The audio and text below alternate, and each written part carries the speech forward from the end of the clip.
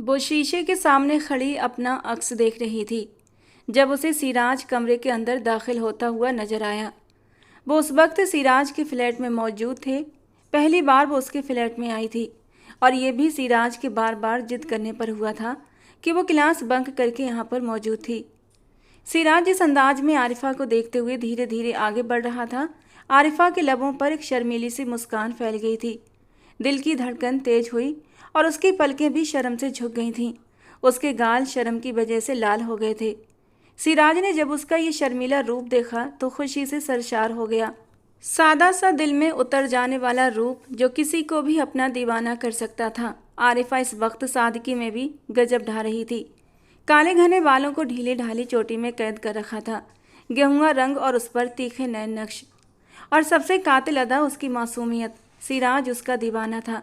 उसकी मोहब्बत में पोर पोर डूबा हुआ था, इस बात से बेखबर कि उनकी मोहब्बत का क्या अंजाम होना था। तुम सादगी में भी गजब ढाती हो। उसने अपना सर आगे बढ़कर आरिफा के कंधे पर रखा तो वो जरा सा साइड की ओर खिसकी, मगर इससे पहले ही सिराज उसको कमर से पकड़कर अपने बेहद करीब कर चुका था। तुम्हें मैंने कितनी बार समझाया है कि मुझसे दूर मत जाया करो।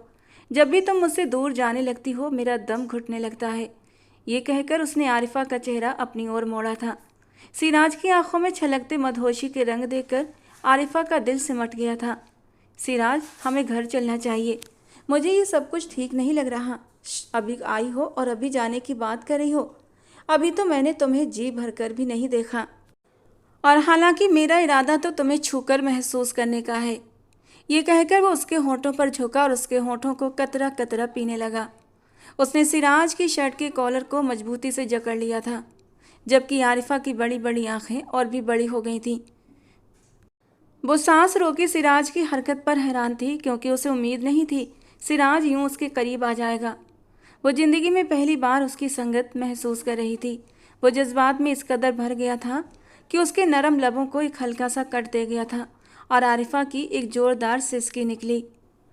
जंगली बिल्ले, यू हर्ट मी। वो गहरे गहरे सांस लेने लगी और सिराज खिलखिलाकर हंस पड़ा। उसकी जरा सी छुअन से आरिफा का चेहरा लाल हो गया था।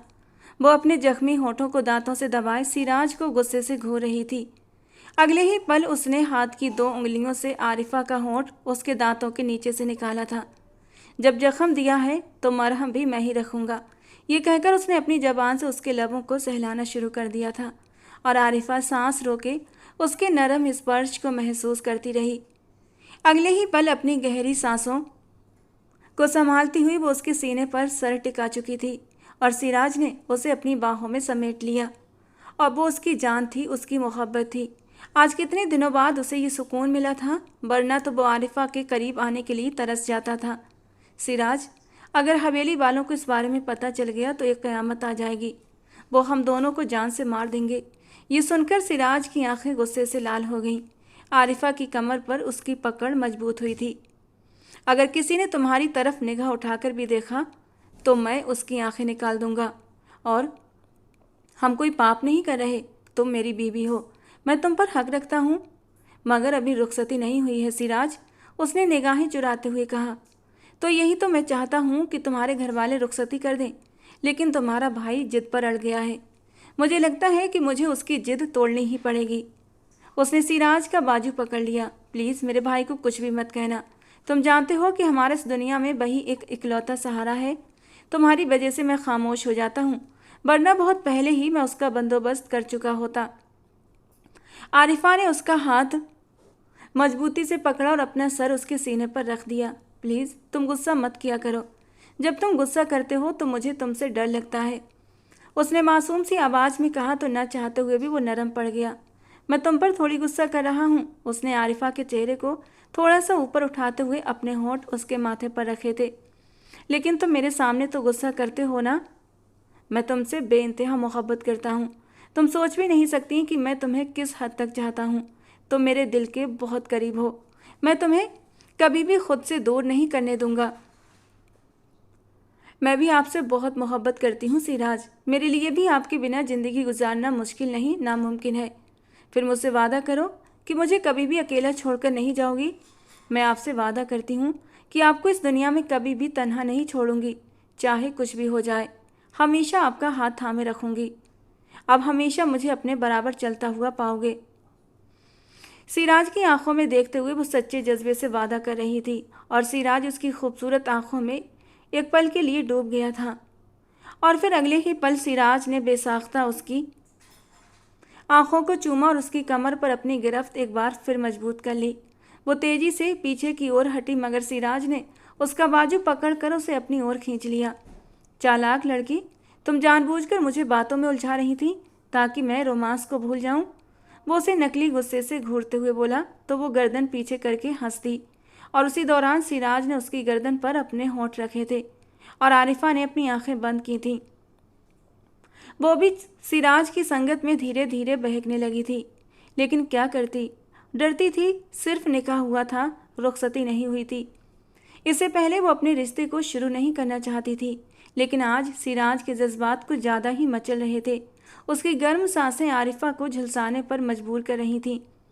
वो उसकी गर्दन से होता हुआ उसके कानों के पास अपने होंठ लाया था और फुसफुसाने वाले अंदाज में बोला, जब भी मैं तुम्हारी कुर्बत में आता हूँ मैं बेकाबू हो जाता हूँ, और आज जब तुम मेरे इतना करीब हो, मेरी बाहों में हो, और अब जब तुम्हारे साथ एक जायज़ रिश्ता भी है तो कैसे तुमसे दूर जा सकता हूँ। प्लीज़ आज मुझे मत रोको। तुम सोच भी नहीं सकती कि कितने अरसे से खुद पर सब्र करके बैठा हूँ। वो उसके बाजुओं में समेटता हुआ बेड की तरफ बढ़ने लगा था। इस दौरान उसने सिराज की शर्ट को मजबूती से जकड़ रखा था।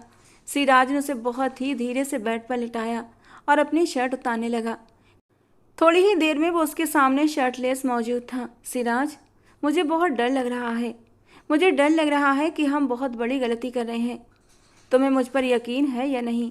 वो उसकी आंखों में देखते हुए मजबूत लहजे में बोला, मैं आप पर खुद से भी ज़्यादा यकीन रखती हूँ सिराज। तो बस ठीक है, फिर अब किसी भी किस्म का सवाल मत करो, बस इन खूबसूरत लम्हों को एंजॉय करो। ये कहकर वो एक बार फिर से उस पर मुकम्मल तौर पर हावी हो गया था। लाइट बंद करता हुआ वो उसके बेहद करीब हुआ था। उसकी सख्त पकड़ अपने नरम पेट पर महसूस करके आरिफा की सांसें गहरी हुई थीं। एक ही झटके में वो उसे हर पर्दे से आज़ाद कर गया था। You are very soft like makkhan, वो मदहोशी में उसके कान में फुसफुसाया था और आरिफा ने शर्माकर अपना सर उसके सीने में छुपा लिया। शर्माने से काम नहीं चलेगा मेरी जान, मुझे तुम्हारा पूरा पूरा साथ चाहिए। मैं अपने इन कीमती पलों को यादगार बनाना चाहता हूँ। उसने उसका चेहरा थोड़ी से ऊपर उठाते हुए उसके लबों के साथ हल्के से अपने लब मिस किए थे और आरिफा तो खुद उसकी छुअन पर मदहोश होती जा रही थी। उसका अंग अंग मदहोशी से चूर हो रहा था और फिर बिना सोचे समझे उसने अपने नरम होठों से सिराज के होठों को दबाया था। गर्म सांसों का संगम आपस में मिलने लगा था। दोनों एक दूसरे में बुरी तरह मदहोश हो चुके थे। आरिफा का सर तकिए पर रखते हुए वो उसके ऊपर आया था। एक आखिरी पर्दा उसकी नरम धड़कनों पर था। सिराज ने वो भी हटा दिया था और बुरी तरह मचलते हुए उसकी मुलायम धड़कनों पर अपने होंठ रखे थे और आरिफा ने कसकर सिराज के बालों में मुट्ठियां फंसाई थीं। जैसे जैसे वक्त गुजरता जा रहा था वो दोनों एक दूसरे की कुर्बत में खोते जा रहे थे। सिराज की मजबूत कदकाठी और उसके जुनून के आगे नाजुक सी आरिफा दब कर रह गई थी, लेकिन दर्द में भी उसे सुकून महसूस हो रहा था। तो वो कैसे सिराज को खुद से दूर कर देती। आरिफा की आंखों के कोने पर टिके आंसुओं को सिराज ने अपने होठों से चुन लिया था और अपने जुनून में थोड़ी सी नरमी लाया था। सब कुछ भूलकर आज दोनों ने अपने रिश्ते की शुरुआत कर ली थी। जब उसकी आंख खुली तो रात के 8 बज रहे थे और वो उसके सीने पर सर रखे सो रही थी। उसके वजूद को एक झटका लगा था। उस वक्त उसने सिराज की ही शर्ट पहन रखी थी। क्या हुआ? सिराज ने मुश्किल से आंखें खोलकर आरिफा को देखा, जो उस बिखरे खराब हुलिये में भी बहुत हसीन लग रही थी और सिराज को उस पर बेसाख्ता प्यार आया। सिराज ने उसका बाजू पकड़कर उसे एक बार फिर से अपनी ओर खींच लिया। आरिफा की गर्दन पर दिए गए अपनी मोहब्बत के निशानों पर उसने अपने नरम होंठ रख दिए थे और उसका सर अपने सीने पर रख लिया। इससे पहले कि उसकी उंगलियां दोबारा से उसके वजूद पर हरकत करती, आरिफा ने उसका हाथ पकड़ लिया। सिराज, होश में आओ, बहुत टाइम हो गया है और तुम हो कि दोबारा से बहकने की तैयारी में हो। अब ना तो मेरे पास टाइम है और ना ही मेरे अंदर इतनी हिम्मत बची है कि तुम्हारे जुनून को दोबारा सह सकूं। उसने शिकायती नज़रों से सिराज को देखते हुए कहा था, तुम्हारे मोहब्बत करने का अंदाज इतना जुनूनी होगा, मुझे नहीं पता था। और सिराज एक जोरदार कहकहा लगाकर हंस पड़ा था। वो तो तुम्हारी नाजुकता का ख्याल करते हुए मैंने तुम पर एक एहसान किया था, वरना मेरा दिल तो कर रहा था इस नरम मुलायम मक्खन को पूरा का पूरा खा जाऊं। उसने शरारत से एक आंख दबाते हुए कहा तो आरिफा शर्म से लाल हुई थी। अच्छा सुनो, मैंने भाई से कहा था कि वो मुझे 9 बजे लेने के लिए आ जाएं। तब तक मैं अपनी स्टडी पूरी कर लूँगी। 8 तो यहीं पर ही बज गए हैं। मुझे पहले ही बहुत मुश्किल से इजाज़त मिली थी। भाई को पता लगा तो मेरी जान ले लेंगे। क्या हो गया है यार, अभी 1 घंटा बाकी है। मैं तुम्हें आधे घंटे के बाद तुम्हारी दोस्त के घर छोड़कर आ जाऊँगा। नहीं, अभी के अभी लेकर चलो मुझे। आप समझ नहीं रहे, भाई हमेशा वक्त से पहले आ जाते हैं। आप प्लीज़ उठिए, हमें यहाँ से चलना होगा। उसने सिराज का बाजू पकड़ा और उसे खींचना शुरू कर दिया। न चाहते हुए भी सिराज उठ गया। अगर मेरे बस में होता तो तुम्हें एक लम्हे के लिए भी खुद से दूर न करता। मैं भी आपसे दूर नहीं रहना चाहती हूँ, मगर क्या करूँ, मजबूरी है। आप ऐसा क्यों नहीं करते? आप मेरे पापा से आकर माफ़ी मांग लें। और तुम जानती हो कि मैं ऐसा कभी नहीं कर सकता, इसीलिए मुझसे दोबारा इस तरह की कोई भी फरमाइश मत करना।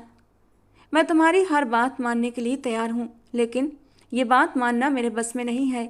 तुम्हारे बाप ने पूरे गांव के सामने मेरे बाप को जलील किया था और मैं ये कभी भी भूल नहीं सकता। न सिर्फ उन्होंने हमारी ज़मीनों पर नाजायज़ तरीके से कब्जा किया, बल्कि इसके साथ साथ उन्होंने हमारे बिजनेस में भी एक बहुत बड़ा नुकसान किया है। तुम्हारे पापा को तो शुक्र अदा करना चाहिए कि मैंने उन पर कोई केस नहीं किया और वो अभी तक सुकून की ज़िंदगी गुजार रहे हैं। सिराज के माथे की रगें उभर आई थीं। मुझे तो डर है कि तुम्हारी बड़ी बहन की तरह किसी दिन वो तुम्हारा सौदा भी ना कर दें। ये आप कैसी बातें कर रहे हैं? वो तड़प कर बोली थी। मैं सच में बहुत ज़्यादा खौफज़दा होता हूँ। कभी कभी तो मुझे डर लगता है कि अगर ऐसा हो गया तो मैं क्या करूँगा। आप भूल रहे हैं हम दोनों का निकाह हो चुका है और जब तक हमारी तलाक नहीं होती तब तक हम एक दूसरे से दूर नहीं हो सकते। अच्छा, जल्दी से कपड़े पहनिए, हमें निकलना होगा। पहले शर्ट तो दो, तभी तो पहनूंगा। वो आरिफा के वजूद पर अपनी शर्ट देखकर शरारत से मुस्कुराया।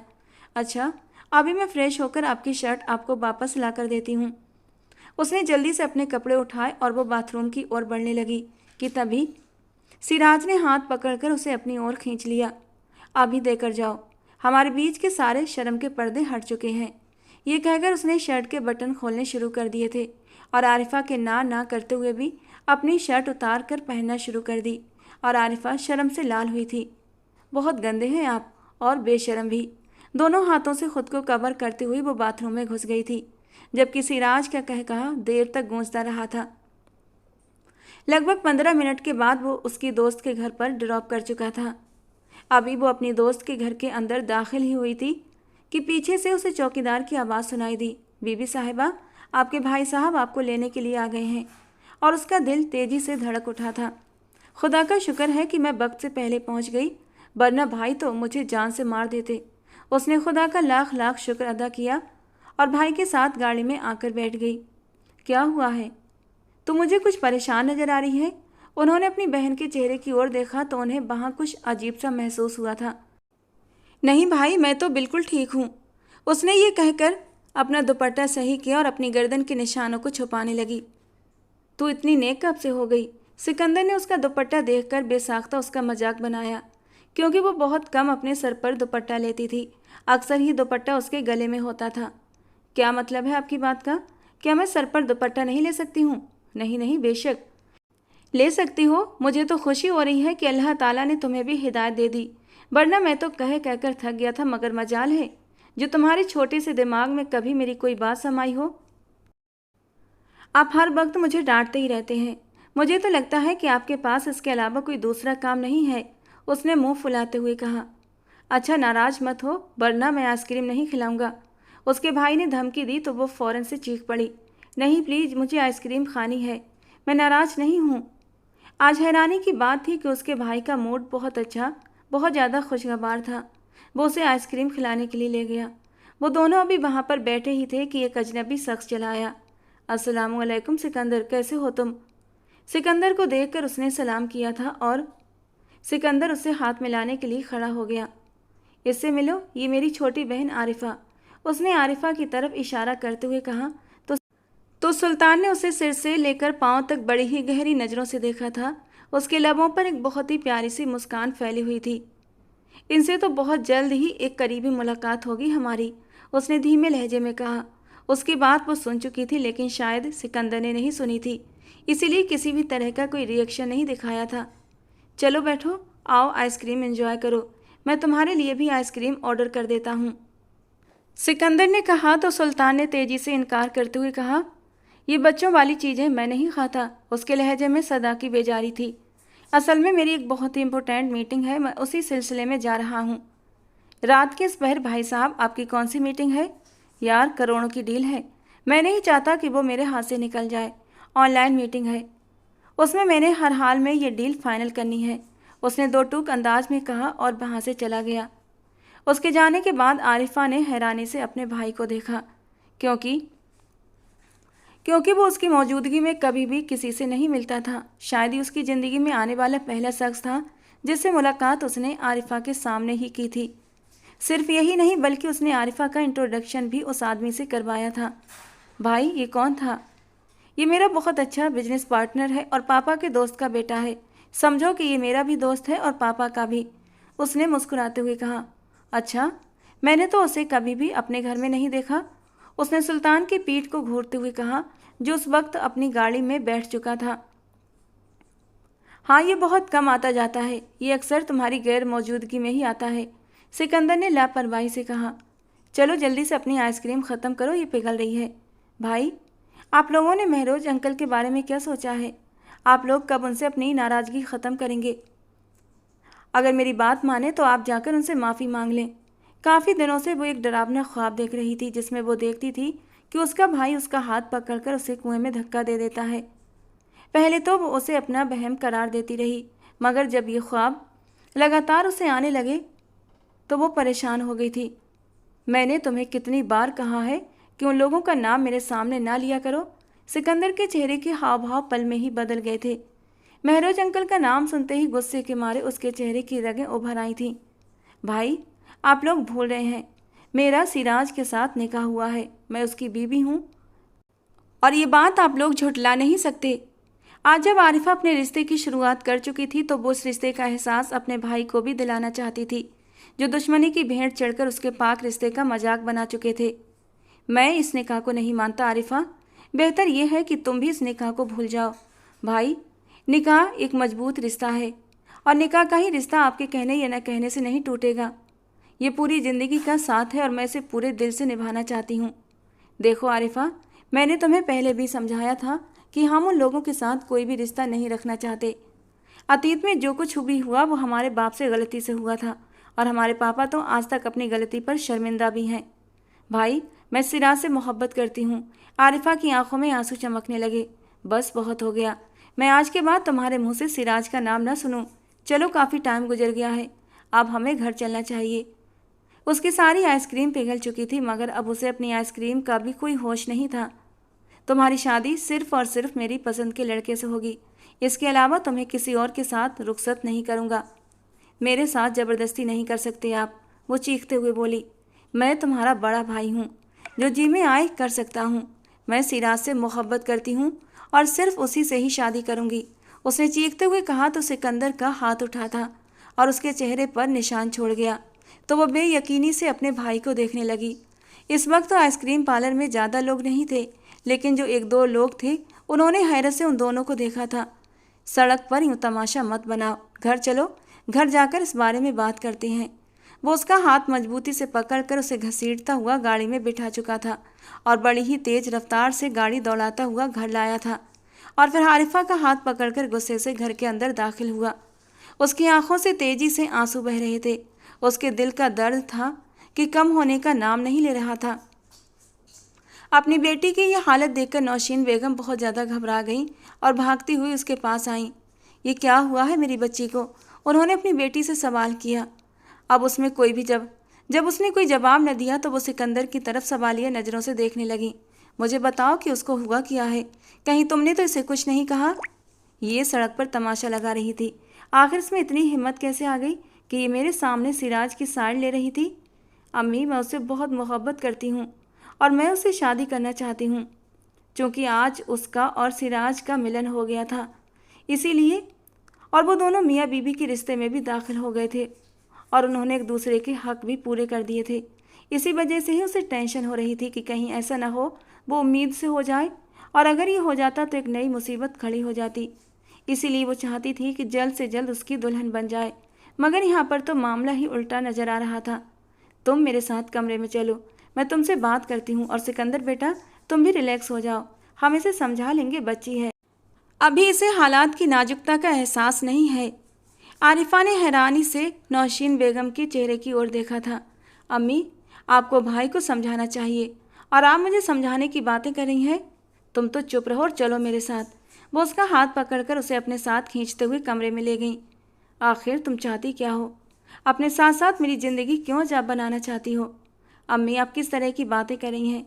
मैंने आपको पहले भी समझाया था कि वो इंसान आपके लायक नहीं है, और तुम्हारे छोटे से दिमाग में ये बात क्यों नहीं समाती?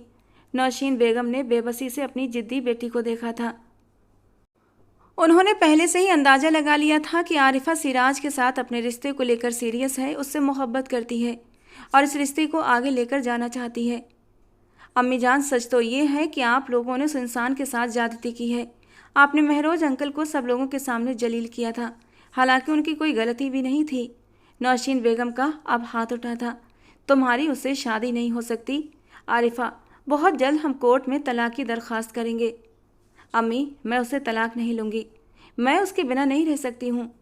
मैं तुमसे पूछ नहीं रही, बल्कि मैं तुम्हें बता रही हूँ, और अब तो वही होगा जो मैं चाहूँगी। पहले भी तुम्हारी मनमानी देख ली है हमने, लेकिन इस बार नहीं। अम्मी, अगर आप लोगों ने उसके साथ मेरी विदाई नहीं की तो मैं घर से भाग जाऊँगी या फिर खुदकुशी कर लूँगी।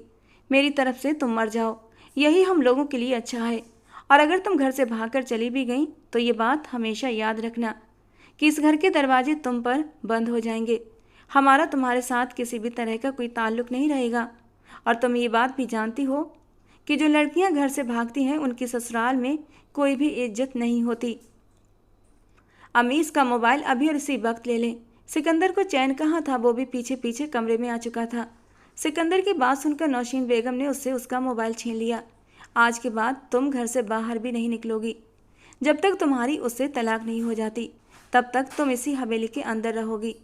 अम्मी, आप मेरे साथ ऐसा नहीं कर सकती। वो चीखती चिल्लाती रही, मगर उसकी माँ दरवाज़ा बंद करके वहाँ से जा चुकी थी। वो दरवाजे के साथ ही टेक लगाकर बैठ गई। दिल का दर्द था कि कम होने का नाम ही नहीं ले रहा था। आज ही उसका सिराज से मिलन हुआ था और आज ही इतना बड़ा हंगामा हो गया था। उसे खुद पर भी गुस्सा आ रहा था कि आखिर क्या ज़रूरत थी अपने भाई से सिराज की बात करने की। कम से कम वो दोनों एक दूसरे से मिल तो सकते थे ना। लेकिन अब तो उसे मिलने की भी कोई उम्मीद नज़र नहीं आ रही थी। रात के तकरीबन 11 बजे का वक्त था जब उसे अपनी बालकनी में कोई आहट सी आवाज़ सुनाई दी थी।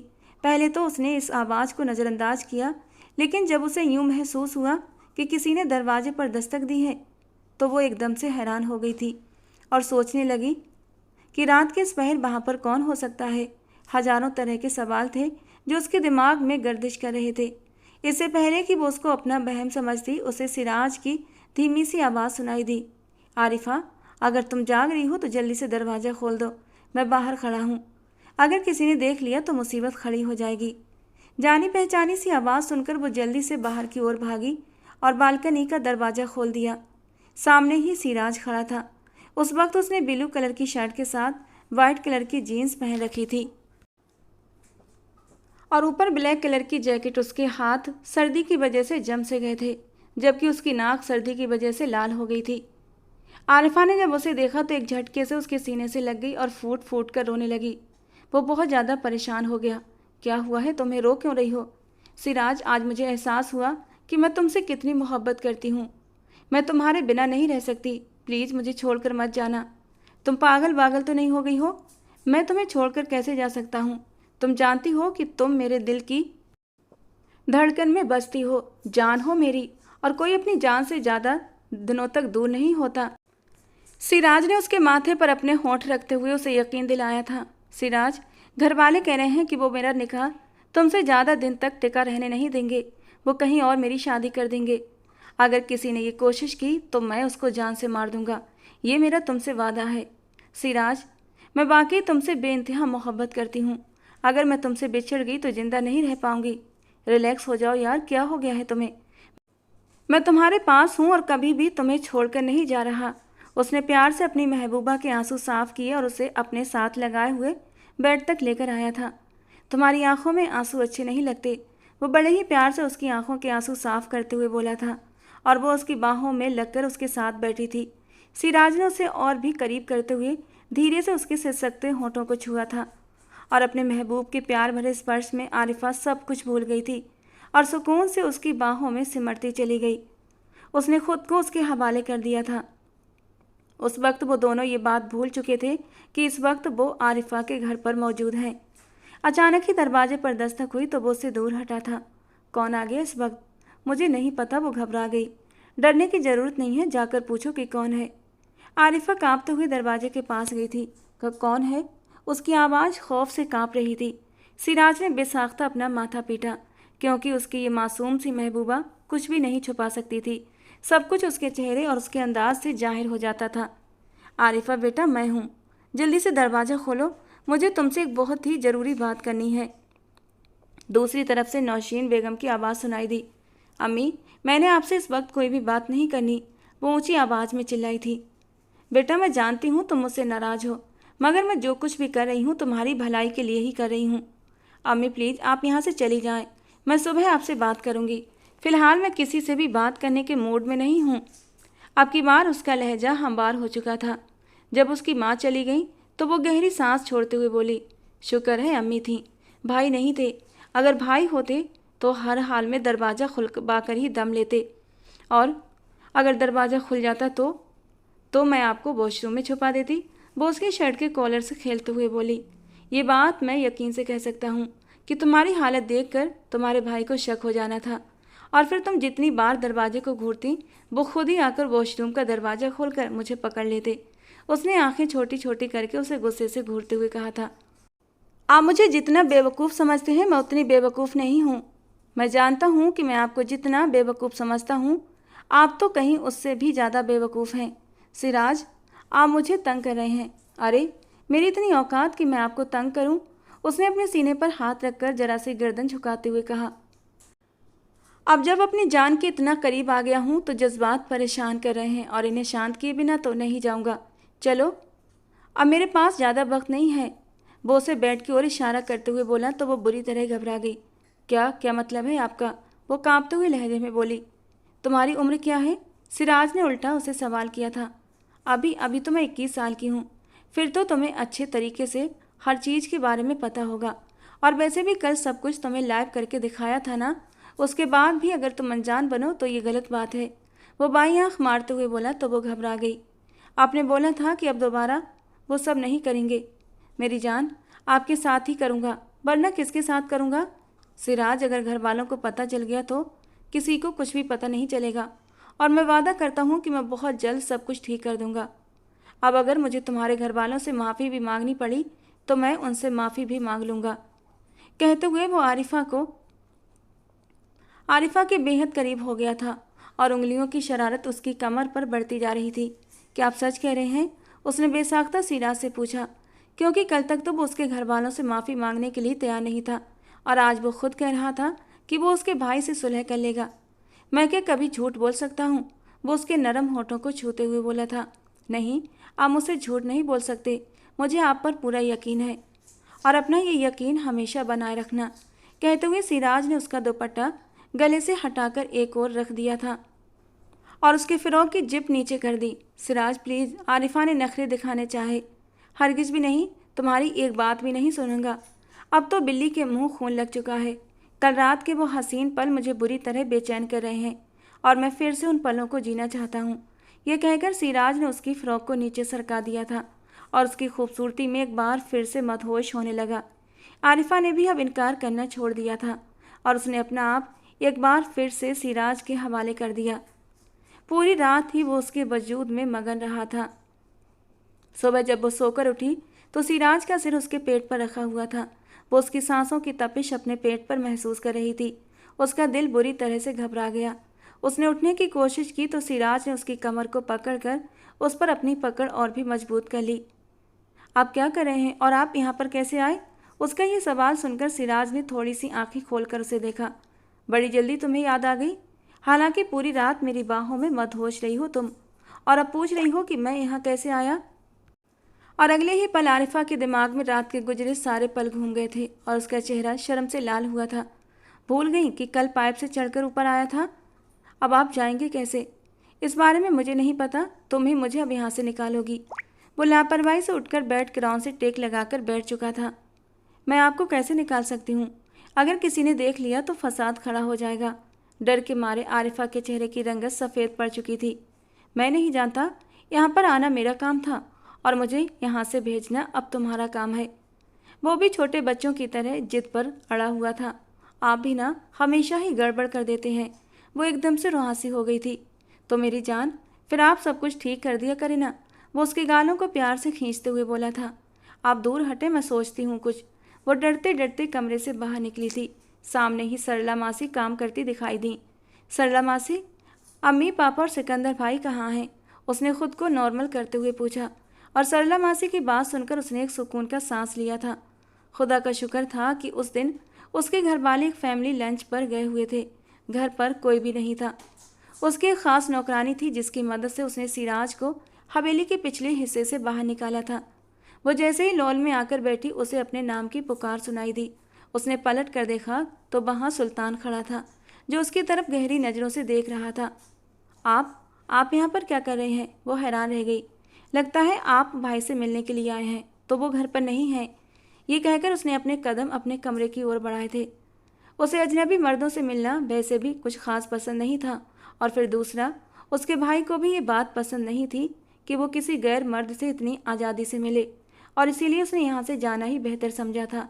लेकिन सुल्तान एकदम से उसके सामने आकर खड़ा हुआ था। जी नहीं, मैं आपके भाई से नहीं बल्कि आपसे मिलने के लिए आया हूँ। सुल्तान की बात सुनकर वो बुरी तरह से गड़बड़ा गई। मुझसे मिलने के लिए? उसने अपने सीने की ओर इशारा करते हुए कहा। जी, आपसे मिलने के लिए आया हूँ। असल में मुझे आपसे कुछ ज़रूरी बात करनी है। मैं चाहता हूँ कि किसी भी मजबूत रिश्ते में दाखिल होने से पहले हम एक दूसरे के बारे में मुकम्मल तौर पर जान लें। नॉर्मल से लहजे में वो बात कर रहा था, लेकिन उसकी बातें किसी खंजर की तरह आरिफा को अपने दिल पर लगती हुई महसूस हो रही थी। मैं आपकी बात समझी नहीं, आप किस रिश्ते की बात कर रहे हैं? क्या आपको सिकंदर ने अभी तक कुछ नहीं बताया? वो हैरान हुआ था। नहीं, भाई ने तो इस बारे में कोई भी बात नहीं की। दरअसल मैंने आपकी माँ से आपका रिश्ता मांगा था और आपके घर वालों ने मुझे आपका रिश्ता दे भी दिया है। वैसे ये तो बहुत ही अजीब बात है कि उन्होंने अभी तक अपनी बेटी को कुछ भी नहीं बताया। उसे लगा था कि सातों आसमान उसके सिर के ऊपर आकर गिर गए हैं। वो पहले ही किसी के निकाह में मौजूद थी और फिर उसके साथ वो कैसे किसी और से रिश्ता कायम कर सकती थी? इससे पहले कि वो उसे पुकारता वो तेजी से वहाँ से भागती चली गई। सुल्तान ने गहरी सांस छोड़ी। पता नहीं लड़की इतना घबराती क्यों है। वो हकीकत के बारे में कुछ भी जानता नहीं था। उसे आरिफा के पहले निकाह के बारे में भी मालूम नहीं था, और अगर शायद उसे पता भी होता तब भी वो उस लड़की से हर हाल में शादी करता, क्योंकि जब उसने पहली बार आरिफा को देखा था तो पहली ही नज़र में उसका दीवाना हो गया था। उसे आज से पहले कोई भी लड़की अपने दिल के इतने करीब नहीं लगी थी जितने करीब उसे आरिफा महसूस हुई थी।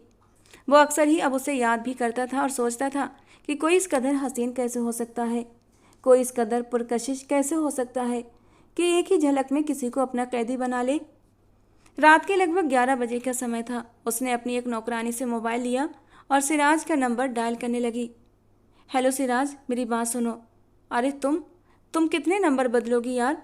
उसने मोबाइल पर नए नंबर को देखते हुए हैरानी से कहा था, क्योंकि कोई अजनबी नंबर था। ये मेरा मोबाइल नहीं है सिराज, मैंने नौकरानी से मोबाइल लिया है। कल तो तुम मेरे करीब आते ही मुझ में इतना व्यस्त हो गए थे कि मुझे भी तुम्हें बताने की फुर्सत नहीं मिली। मम्मी पापा ने मेरा रिश्ता किसी और के साथ तय कर दिया है। तुम पागल तो नहीं हो गई हो? ये क्या कह रही हो? सिराज को अपने कानों पर यकीन नहीं आया। मैं सच कह रही हूँ, ऐसा ही हुआ है। और तुम ये शादी करने के लिए राजी हो? सिराज ने हैरानी से पूछा था। तुम पागल हो गए हो क्या? मैं ये निकाह कैसे कर सकती हूँ? मैं तुमसे मोहब्बत करती हूँ, तुम्हारी बीवी हूँ, तुम्हारे निकाह में हूँ। तुम प्लीज़ कुछ ऐसा करो कि ये नया रिश्ता ख़त्म हो जाए। इससे पहले कि वो कुछ और कहती, किसी ने उसके हाथ से मोबाइल झपट लिया था। उसने पलट कर देखा तो वहाँ सिकंदर खड़ा था, और उसे ऐसा लगा जैसे किसी ने उसका दिल अपनी मुट्ठी में जकड़ लिया हो। भाई, उसकी आवाज़ किसी गहरी खाई से आती हुई महसूस हुई। सिकंदर के चेहरे पर हमेशा की तरह सुकून फैला था, लेकिन वो जानती थी कि ये सुकून किसी बड़े तूफान की ओर इशारा कर रहा था। भाई मुझे माफ़ कर दो। इससे पहले कि वो कुछ और कहती, सिकंदर ने हाथ उठाकर उसे चुप रहने का इशारा किया। तुम उससे कितनी मोहब्बत करती हो? मैं उससे बेइंतहा मोहब्बत करती हूँ भाई, और उसके बिना नहीं रह सकती। क्या तुम कभी चाहोगी कि तुम्हारी मोहब्बत को तकलीफ पहुँचे? सिकंदर ने उसे अजीब से अंदाज में देखते हुए कहा, और वह पूरी तरह से काँप गई। क्या मतलब है आपकी इस बात का? मतलब बिल्कुल साफ है। क्या तुम चाहती हो कि उसकी जान चली जाए और वजह तुम बनो? भाई आप ये क्या कह रहे हैं? प्लीज़ ऐसी बातें मत करें। अरे मैं तो सिर्फ बातें कर रहा हूँ। अगर तुमने मेरी बात नहीं मानी तो मैं उसको जान से मार दूंगा, और तुम जानती हो कि मैं जो कहता हूँ वो करता हूँ। इस बार सिकंदर इतनी ज़ोर से दहाड़ा था कि आरिफा ने अपने कानों पर हाथ रख लिए। अगर तुम्हें अपने सिराज की ज़िंदगी प्यारी है तो उसे अभी इसी वक्त तलाक मांगो, और उससे कहो कि तुम उसके साथ रहना नहीं चाहती। तुम अपने माँ बाप की मर्ज़ी से निकाह करोगी। भाई प्लीज़ मेरे साथ ये जुल्म मत करें, ठीक है? अगर तुम मेरी बात नहीं मान रही तो मैं अभी अपने आदमियों को उसके पास भेजता हूँ कि वो उस इंसान का काम तमाम कर दें। नहीं, आप ऐसा कुछ भी नहीं करेंगे। वो जानती थी उसका भाई बहुत बड़ा गुंडा है, और पहले भी कई लोगों को वो सिराज के मामले में किसी भी तरह का रिस्क नहीं लेना चाहती थी। सिकंदर ने उसका मोबाइल उसके हवाले कर दिया। आज के बाद तुम्हारा मोबाइल भी तुम्हारे पास है। अब मैं देखता हूँ तुम उसका कैसे इस्तेमाल करती हो। क्या तुम अपने प्रेमी को बचाती हो या फिर अपनी मोहब्बत की पैंगे बढ़ाती हो और अपने प्रेमी को मौत के घाट उतारती हो? भाई आप मुझ पर जुल्म कर रहे हैं, उसने सिसकते हुए कहा। मैं सिर्फ और सिर्फ तुम्हारे लिए एहसान कर रहा हूँ। तुम्हें बहुत जल्दी इसके बारे में पता चल जाएगा कि ये इंसान तुम्हारे योग्य नहीं है। सुल्तान को देखो, वो हर लिहाज से हमारी बराबरी का है। बिजनेस में भी वो हमसे बहुत आगे है। अगर हमने तुम्हारा रिश्ता उसके साथ तय कर दिया तो हमें बिजनेस में भी बहुत फ़ायदा मिलेगा। भाई मगर वो तो पहले से शादीशुदा है। उसकी बीवी उसे छोड़कर भाग चुकी है। यकीनन वो अच्छा पति साबित नहीं हुआ होगा और इसीलिए उसे छोड़कर भागी है। फिर भी आप अपनी बहन के साथ ये जुल्म कैसे कर सकते हैं? कोई बात नहीं, इस्लाम में तो 4 शादियां करने की अनुमति है, और वो तो दूसरी शादी कर रहा है। सिकंदर के चेहरे पर सदा का सुकून था। वो अपने बिजनेस को बड़े पैमाने पर बढ़ाने के लिए अपनी बहन को कुर्बान कर रहा था। इस मोबाइल का कनेक्शन मेरे पास भी है। तुम जो मैसेज भेजोगी वो मुझे भी मिलेगा, इसीलिए बहुत सोच समझकर कदम उठाना। अगर तुमने कोई चालाकी करने की कोशिश की तो उसी वक्त अपने गार्ड को आदेश दूंगा कि वो उसे गोली मार दें। भाई मेरा दिल फट जाएगा, प्लीज़ ऐसी बातें मत करें। आप इतने पत्थर दिल हो सकते हैं, मैं सोच भी नहीं सकती थी। वो मुंह पर दुपट्टा रखकर रोने लगी। जितना तुम मुझे पत्थर दिल समझती हो, मैं उससे भी ज़्यादा पत्थर दिल हूँ। इस बात का हमेशा ध्यान रखना। एंजॉय करो, मैं भी चलता हूँ। सिकंदर उसके गालों को प्यार से थपथपाता हुआ वहाँ से चला गया, जबकि वो वहीं ज़मीन पर बैठती चली गई और फूट फूट कर रोने लगी। उसने अपना मोबाइल ऑन किया तो सिराज की तरफ से हज़ारों की संख्या में कॉल्स आ चुकी थी। आज वो यूनिवर्सिटी भी नहीं गई थी और सिराज यही उससे वजह पूछ रहा था। वो उससे बहुत ज़्यादा नाराज़ भी था। उसने जल्दी से एक मैसेज टाइप किया, मैं तुम्हारे साथ रहना नहीं चाहती, मुझे तुमसे तलाक चाहिए। ये कहकर उसने मोबाइल जल्दी से एक तरफ रख दिया। इसके बाद मोबाइल पर लगातार रिंगटोन बज रही थी। मैसेजेस की बाढ़ आ गई थी। वो जानती थी ये सिराज के ही मैसेज होंगे। आंसू मोतियों की तरह टूट कर उसकी आंखों से बह रहे थे। उसका दिल दर्द से फटा जा रहा था। जीवन में पहली बार उसने मौत की ये हवा महसूस की थी, क्योंकि वो जानती थी कि ऐसी ज़िंदगी का कोई फ़ायदा नहीं जिसमें सिराज का साथ ना हो। मगर उसे अब इस बात से भी डर लग रहा था कि अगर उसका सुल्तान से निकाह हो गया तो वो किस मुंह से उसकी बीवी के तौर पर रहेगी, जबकि वो तो किसी और को अपने वजूद पर हक दे चुकी थी। सिराज ने रात के वक्त उसे फिर से कॉल की थी और ना चाहते हुए भी आरिफा ने फ़ोन पिक कर लिया था। सिराज ने तड़पते हुए दो टूक अंदाज में वजह पूछी, मगर उसका एक ही कहना था कि उसे तलाक चाहिए। ना तो वो यूनिवर्सिटी जा रही थी और ना ही घर से बाहर निकल रही थी, और अब ना ही वो सिराज के कोई मैसेज देख रही थी। दूसरी तरफ सुल्तान के उसके घर आने जाने के चक्कर भी बढ़ते जा रहे थे। एक दिन जब वो शॉपिंग के सिलसिले में घर से बाहर निकली तो एक काले रंग की गाड़ी उसके करीब आकर रुकी। उसे संभलने का मौका ही नहीं मिला था कि किसी ने उसे गाड़ी में डाल लिया। वो बेहोश हो चुकी थी। जब उसे होश आया तो वो सिराज के पास मौजूद थी। तुम? जैसे उसने ये शब्द कहे कि सिराज ने उसके होठों को अपनी कैद में लिया था। उसने किसी तरह की कोई कोशिश नहीं की, बल्कि अपने आप को उसके हवाले कर दिया। तुम जानती हो कि तुम्हारी वजह से मैं कितनी तकलीफ में रहा हूँ। मैं भी बहुत तकलीफ में थी सिराज, वो अपने आंसू पोंछते हुए बोली। फिर तुम ऐसा क्यों कर रही हो मेरे साथ? क्योंकि भाई ने मुझे धमकी दी है कि अगर मैं उन्हें तुमसे खुद को अलग नहीं किया तो वो तुम्हें जान से मार देंगे। और ये सुनकर वो खिलखिलाकर हंसने लगा था और आरिफा उसे हैरत से देखने लगी। और तुम सोचती हो कि तुम्हारा भाई ये कर सकता है? वो कुछ भी नहीं कर सकता। पहले उसे ये सोचना चाहिए कि वो खुद को कैसे बचाएगा, क्योंकि मेरे पास उसके खिलाफ बहुत से सबूत मौजूद हैं। अगर आज मैं वो सारे सबूत पुलिस के हवाले कर दूं, तो उस पर एक बड़ा मुकदमा दायर हो जाएगा। वो गैर कानूनी कामों में लिप्त है। ये कहकर उसने मोबाइल निकाला और सिकंदर को कॉल लगा दी। उसने सिकंदर के करतूत बताए तो वो बुरी तरह घबरा गया और माफ़ी मांगने लगा। तुमने मेरी बीबी को जितना परेशान कर रखा है ना साले साहब, उसका हिसाब तो तुम्हें देना ही पड़ेगा। और तुम्हारी सज़ा ये है कि अब तुम हम दोनों की शादी कराओगे। अगर तुम चाहते हो कि ये सबूत पुलिस के पास ना जाए तो तुम हमारी शादी अरेंज करो। सिकंदर ये बात मानने के लिए राजी हो गया था। वो हैरान था कि आखिर इतने अहम ज़रूरी सबूत सिराज के पास कैसे पहुंच गए। खुदा का शुक्र है कि मैंने पहले ही तुम्हें अगवा करके सब कुछ जान लिया, वरना तुम जैसी बेवकूफ़ लड़की तो रो रो कर अपना ही हाल ख़राब कर लेती और साथ के साथ मुझे भी टेंशन में रखती। सिकंदर, जो कि आरिफा को डरा रहा था, अब खुद भीगी बिल्ली बन चुका था। उसने न सिर्फ दोनों फैमिलीज को आपस में मना लिया था, बल्कि अपनी बहन की रुखसती भी कर दी थी। उसे सिराज से नफरत तो हो रही थी, मगर वो उसके सामने बेजुबान था। दूसरी तरफ सिराज और आरिफा एक दूसरे को पाकर बहुत खुश थे। दोनों को ऐसा लग रहा था कि उन्हें दुनिया की सारी खुशियाँ मिल गई हों। दोस्तों, आज की हमारी कहानी आपको कैसी लगी कमेंट बॉक्स में ज़रूर बताना। पसंद आई हो तो प्लीज़ लाइक करना। रोज़ एक नई और रोमांटिक कहानी सुनने के लिए हमारे चैनल को सब्सक्राइब करना। मिलते हैं दोस्तों अगली किसी नई और रोमांटिक कहानी के साथ।